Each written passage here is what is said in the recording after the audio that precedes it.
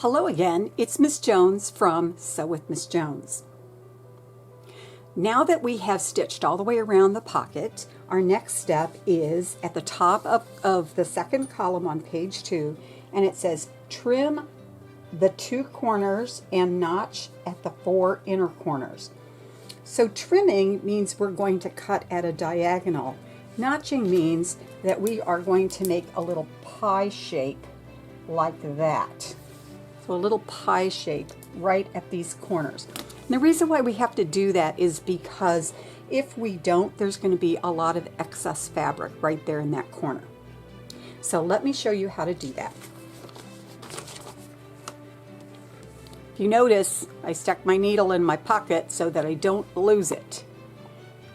I can leave it there for the time. Actually, you know what? I am going to take it and stick it in that little sample piece I had, because I'm going to need it for another sample later, and then I'm going to put that in my bag so I don't lose my needle.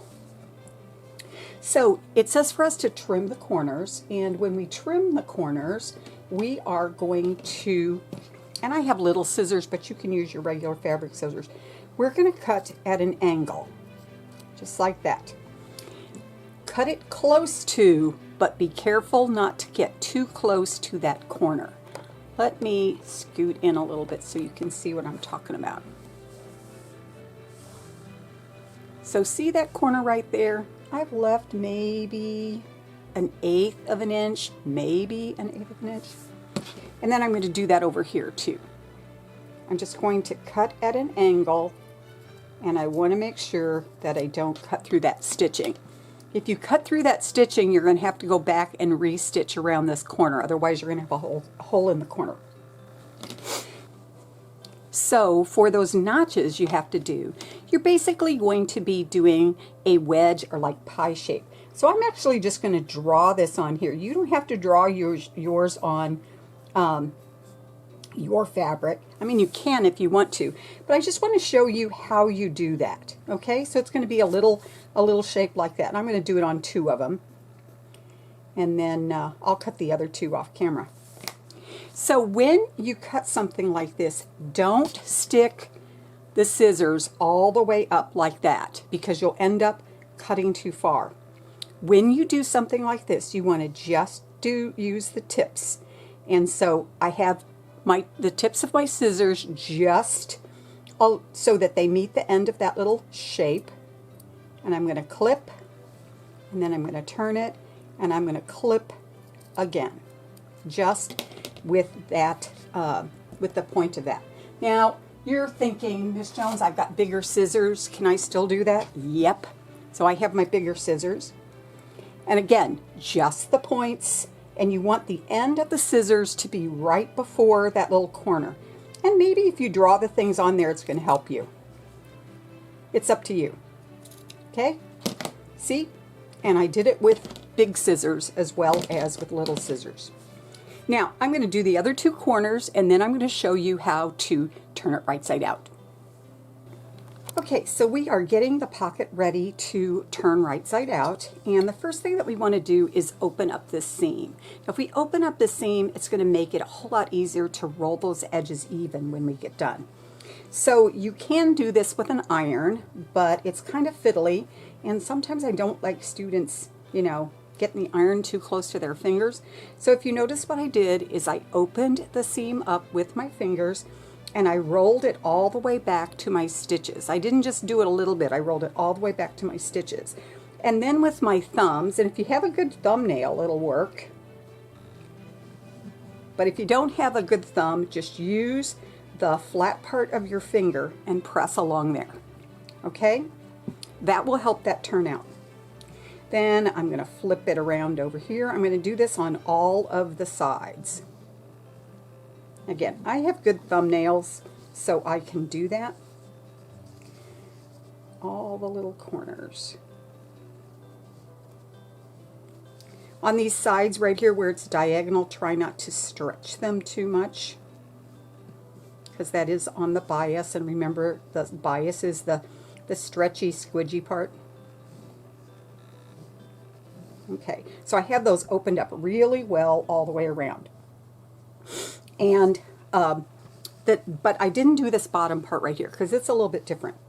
The first thing I'm going to do is, and I want to tell you right now, these should be as straight across the bottom as they can be. And I'll tell you, mine looks just a tiny bit off, but I don't think it's enough off that it's going to cause a problem. It's maybe like a 1/16 or less of an inch. I'm going to fold this back, and I want to make sure that this is 5/8 of an inch all the way across here, and it is, because I don't want to pull too far and I don't want it to be squished up too much that way. So make sure that that is 5/8 of an inch all the way across, and then press that open with your fingernail or with the pad of your finger. Now, on this side only, the side that has the hole, we're going to flip it over and keep that part tucked down like that. And then along this line, we want to do it again. We're going to pull it all the way back so that those edges are even. They're stacked right on top of each other. And we're going to press across there. And the reason why we're doing that is we want to have a nice sharp crease here. It'll make it a whole lot easier to stitch those two edges together once we turn it right side out. And now we are ready to do the flipping. So to do the flipping, I either have like a seam gauge because it has a pointer turner on it. I also like to use a chopstick, clean one of course, or if you don't have one of those, you could possibly use a pen that has the point tucked in, okay? Don't use a pencil because the pencil might poke through the corner, and we don't want to do that. And don't use your scissors for that. So I've got this nice and crisp along here, and I'm just going to reach inside and I'm going to start pushing things out.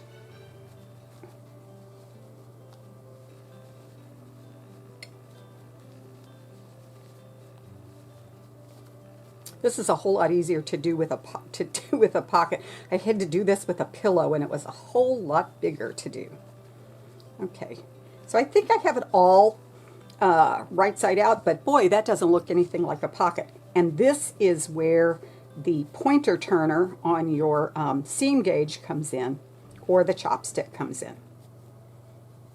I actually prefer the chopstick, but if you only have a pointer turner, this little point right here, you take that and you stick that up in the corner and you kind of nudge it carefully.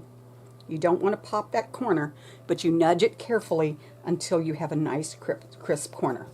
I like the chopstick better. Now, this pocket has a bunch of corners, and you have to make sure that all of them are popped out. And you don't want to push too hard. You're just kind of nudging, okay? You're just kind of nudging. You're not jamming through there. You're just kind of nudging. And I also like to take my chopstick and just kind of rub it along the edge like that, okay? I get that corner a little more square.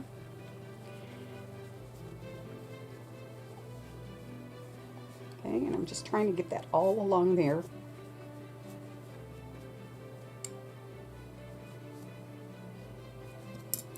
Okay, and see, because we did that pressing with our fingers before we turned it out, now we have a nice crisp edge over here, and it's nice and straight across the bottom.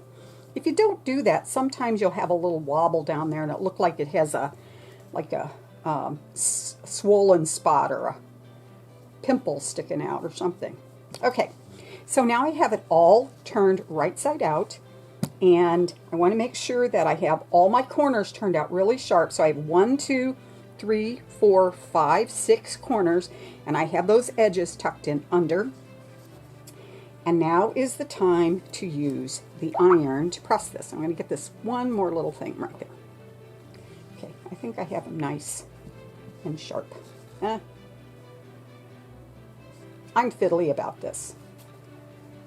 I like nice, crisp corners. Okay, I think I got it now. All right, so it's laying flat, and this is pressing. I am not going to wiggle back and forth at all. This is totally just pressing. So I'm going to take my iron and I'm going to press down. It's hot, of course, with some steam. And I'm going to take my iron and I'm going to press down. And I'm going to take my iron and I'm going to press down. I'm going to go across this way, and I want this nice and flat. Okay, nice and flat. Now your pocket is all ready to do the slip stitch. I am going to put a couple of pins down here at the bottom to hold it together while I do the slip stitch.